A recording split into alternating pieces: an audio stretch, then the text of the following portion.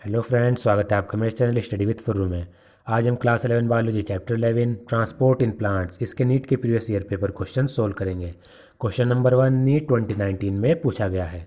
What is the direction of movement of sugars in phloem. जो phloem में sugars movement करते हैं तो उस मूवमेंट की डायरेक्शन क्या है। तो वो मूवमेंट होता है by directional.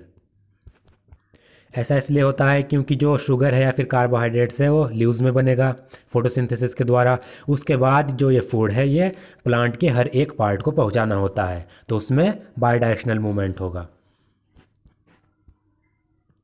Question number 2 the water potential of pure water is. Pure water का जो वाटर पोटेंशियल होता है वो होता है 0। ये हमें याद रखना है, डायरेक्ट क्वेश्चन है। Question number 3 which of the following facilitate opening of stomatal aperture.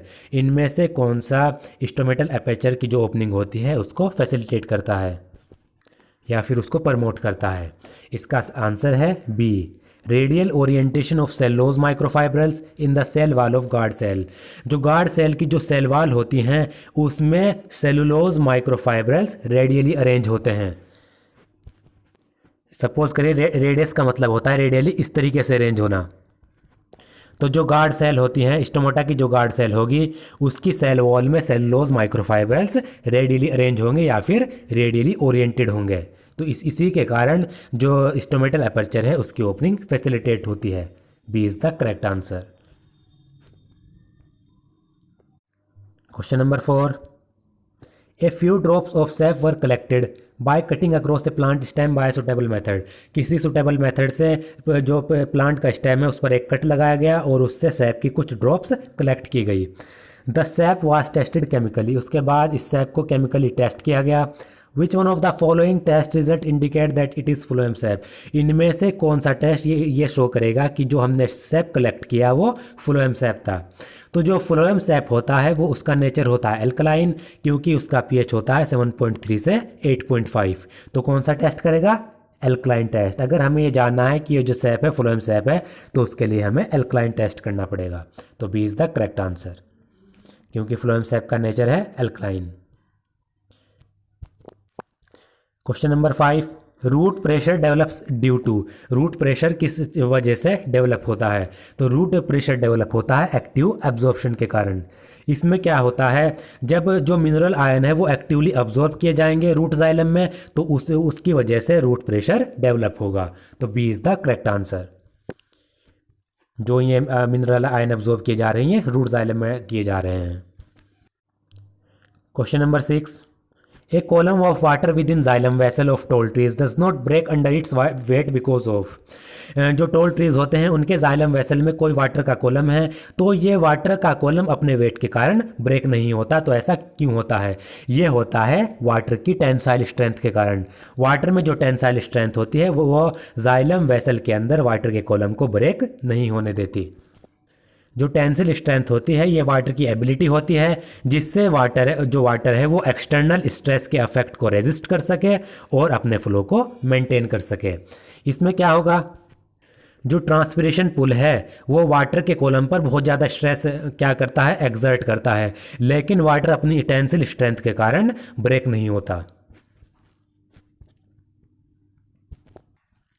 Which of the following criteria does not pertain to facilitate transport. इनमें से कौन सा क्राइटेरिया फैसिलिटेट ट्रांसपोर्ट का नहीं है? तो फैसिलिटेट ट्रांसपोर्ट में ट्रांसपोर्ट सेचुरेशन ये भी होता है। अपहिल ट्रांसपोर्ट, जो फैसिलिटेट ट्रांसपोर्ट होता है उसमें अपहिल ट्रांसपोर्ट नहीं बल्कि डाउनहिल ट्रांसपोर्ट होता है या फिर डाउनहिल मूवमेंट होता है। तो ये इसकी कैरेक्टरिस्टिक नहीं है।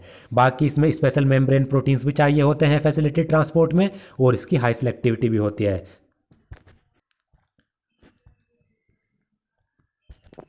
Question number 8 in land plant the guard cell differ from other epidermal cell in having.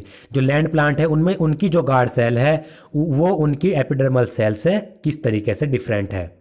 तो इसमें है पहला साइटोस्केलेटन गार्ड सेल में भी होता है और एपिडर्मल सेल में ही, दोनों में होता है। माइटोकॉन्ड्रिया दोनों में होगा। एंडोप्लाज्मिक रेटिकुलम गार्ड सेल में पाया जाएगा और एपिडर्मल सेल में भी। बाकी बचा क्लोरोप्लास्ट। इसमें क्या होता है, जो एपिडर्मल सेल्स होती हैं उनमें क्लोरोप्लास्ट नहीं पाया जाता, गार्ड सेल में क्लोरोप्लास्ट पाया जाता है। तो हमारा आंसर है डी। ये इनके बीच में मेजर डिफरेंस है। गुटेशन इज द रिजल्ट ऑफ, ये गटेशन है। गटेशन किस चीज़ के कारण होता है, तो गटेशन होता है रूट प्रेशर के कारण। जो गटेशन होगा वो वाटर का लॉस होगा लिक्विड स्टेट में, और वो रूट प्रेशर के कारण होगा।